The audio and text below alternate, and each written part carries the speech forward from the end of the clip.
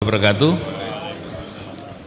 Bapak Ibu semua yang saya hormati, tentunya ketika membicarakan terkait dengan Indonesia memang problemnya A sampai Z gitu ya, banyak sekali.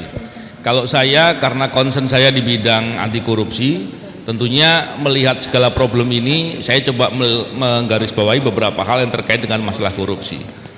Kalau bicara korupsi tentunya bukan hanya uang negara yang diambil saja, tapi korupsi politik membuat kebijakannya rusak. Korupsi penegakan hukum bicara terkait dengan itu masalah ketidakadilan, pelanggaran HAM dan banyak lagi yang lain.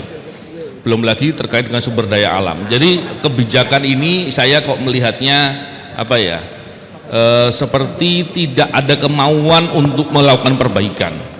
Kalau kemauannya itu ada, mestinya banyak pejabat kita tuh yang memahami soal sistem-sistem apa yang terbaik. Tapi problemnya kalau tidak ada kemauan, apalagi ditambah tidak ada rasa memiliki negeri ini, maka yang terjadi mereka bisa berbuat apapun, dan yang terjadi bagaimana mengumpulkan kekayaan masing-masing atau kelompoknya yang akhirnya kepentingan publik tidak diurus gitu. Bicara terkait dengan reformasi, tentunya reformasi itu kan kita berharap adanya perbaikan dan kemudian bagaimana demokrasi itu diharapkan bisa berjalan dan penegakan hukum bisa menjadi panglima.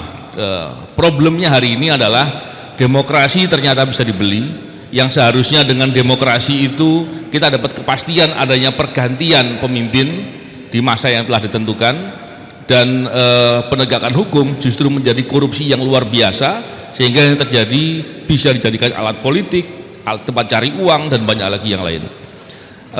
Dari semua problem tadi tentunya kita akan putus asa kalau kita bicara permasalahan saja, tapi yang terjadi adalah bagaimana kita bisa menyajikan persoalan tadi, segala permasalahan tadi kepada publik, kita bawa ke ruang terang sehingga orang paham.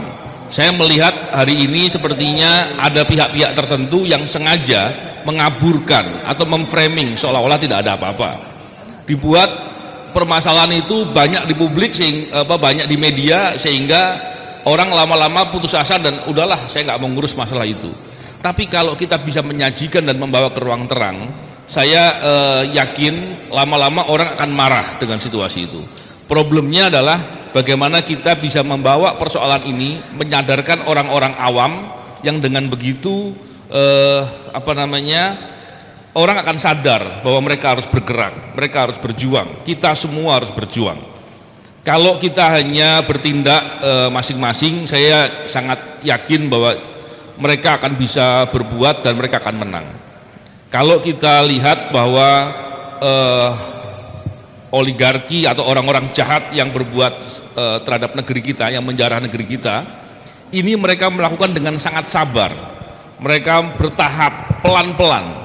Masalahnya seringkali kita sendiri nggak sabar, kita kemudian mudah untuk euforia, mudah untuk senang, bahkan mereka kemudian bisa membuat seolah-olah kita sedang menyebarkan hoax karena ada berita-berita yang mungkin dibuat oleh mereka sendiri, disebut ke kita, dan kita menyebarkan itu, dan kemudian kita dipersepsikan orang-orang yang suka menyebarkan hoax. Nah, ini yang kita perlu atur ya. Saya kira kita mesti harus bisa belajar untuk lebih sabar, untuk berjuang dengan sungguh-sungguh, berkelanjutan dan sabar, lebih sabar daripada orang-orang yang berbuat jahat dengan kesabarannya. Semoga dengan kita bicara dengan seperti ini, kita bisa membantu orang-orang awam untuk bisa memahami, dan semoga bisa menjadi gerakan bersama untuk menjadikan perubahan untuk kebaikan. Terima kasih. Assalamualaikum.